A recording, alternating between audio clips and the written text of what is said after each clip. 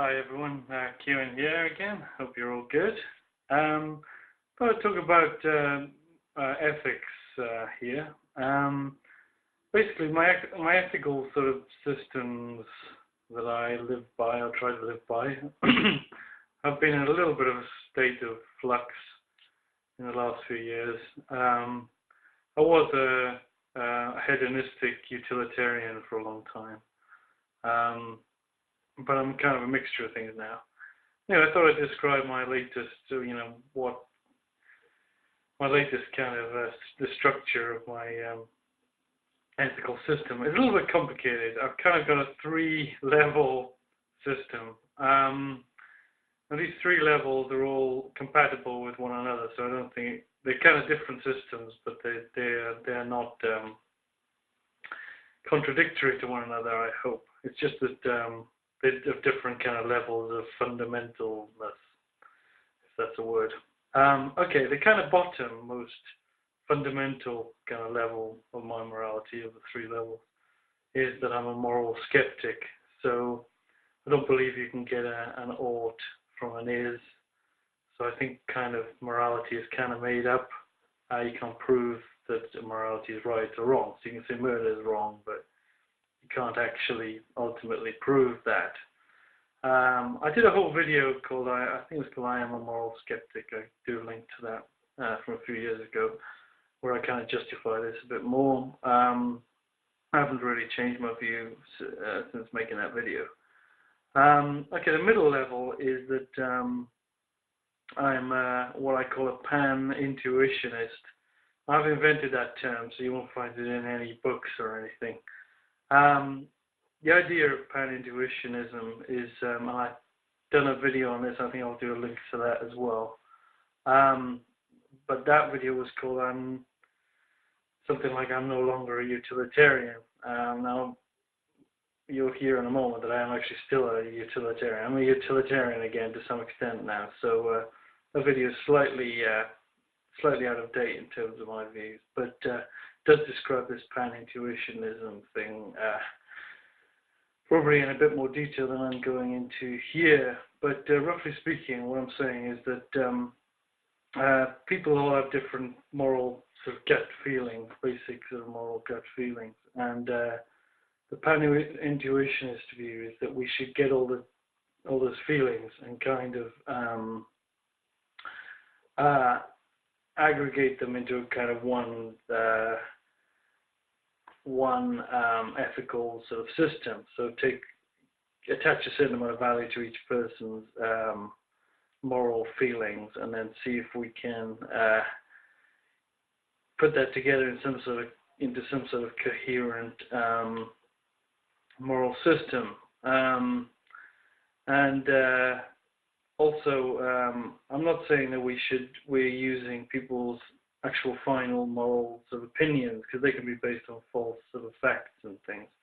I'm saying sort of combining people's sort of gut feelings, which are kind of, they can't prove or disprove really. I can't really ultimately justify because of the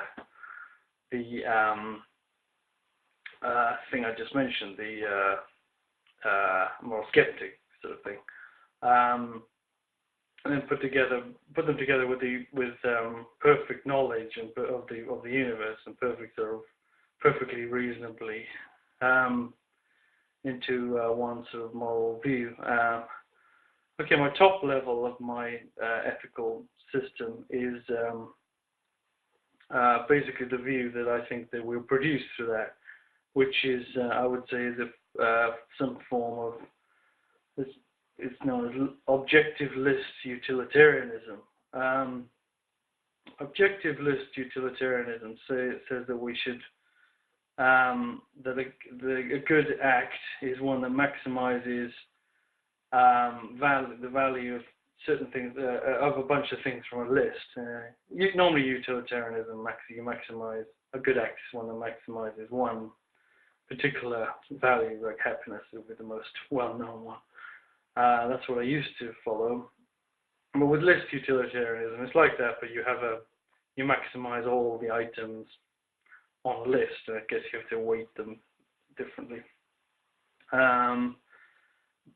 And I think that's the kind of the view that pan-intuitionism leads to, because people have different things that they value, and I guess to put them all together, we have to kind of attach a value to the things that people do value, and just kind of maximize. The maximization part is controversial. A lot of people say I'm kind of against maximization, but I think it's the only kind of rational way you can promote values. Basically, if you say you can't do this, people complain that if you're maximizing, you'll do bad things, things you should never do at all. But I think that you can't really say.